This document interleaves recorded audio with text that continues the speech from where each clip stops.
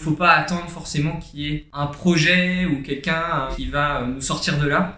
Il faut que chacun agisse à son échelle et c'est vraiment ça qu'on veut transmettre. Je m'appelle Simon Bernard, j'ai 30 ans, je suis président et cofondateur de Plastic Odyssey.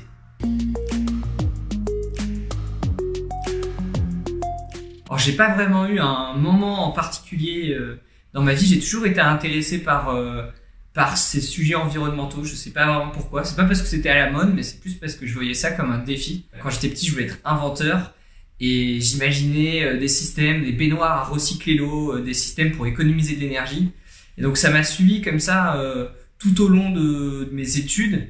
J'ai monté pas mal de projets et je vais dire que ce qui m'a donné envie de lancer Plastic Odyssey, c'est en particulier quand j'ai fait escale, puisque j'étais officier de marine marchande, j'ai fait escale à Dakar, dans une des anses les plus polluées de la ville.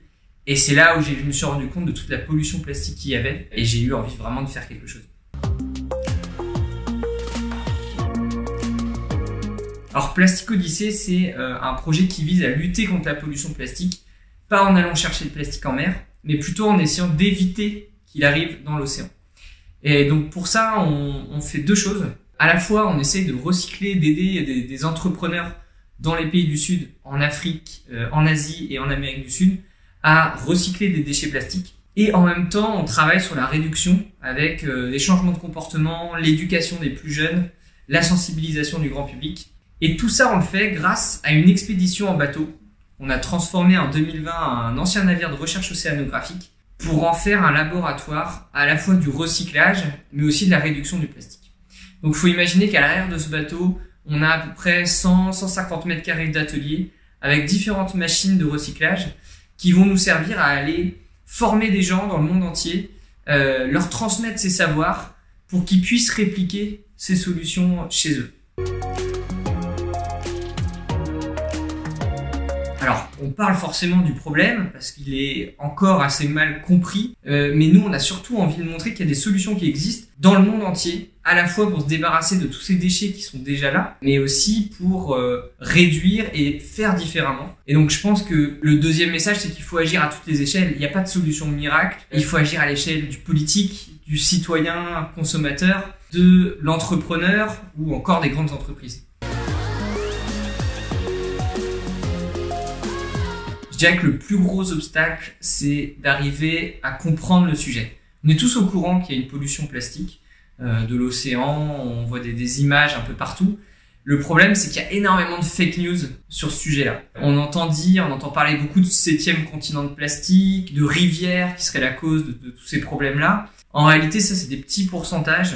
Et la majorité de l'action et du problème, elle est vraiment à terre. Elle est dans les villes côtières qui sont proches de l'océan. Et donc on peut pas se dire on n'a qu'à aller nettoyer l'océan. Malheureusement, il y a qu'1%, moins d'1% de la pollution qui flotte à la surface de l'océan.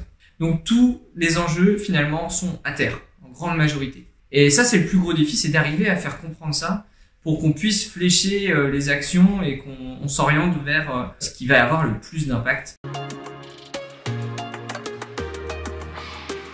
En France, l'enjeu, c'est surtout de réduire la consommation de plastique. On utilise énormément de plastique. De plus en plus, la consommation, elle est exponentielle. Donc, vous connaissez tous les manières de faire. Maintenant, il faut réussir à prendre ses habitudes. Tout est une question d'habitude. Faire ses courses de plus en plus en vrac, avoir une gourde, une tasse sur soi, des couverts réutilisables. Tout ça, c'est des petites choses qu'on peut mettre en place. Il faut pas le faire d'un coup, sinon on va tout abandonner, mais plutôt y aller petit à petit. Moi, c'est ce que j'ai commencé à faire depuis la salle de bain, la cuisine, les courses, et maintenant j'ai encore du plastique, mais beaucoup moins.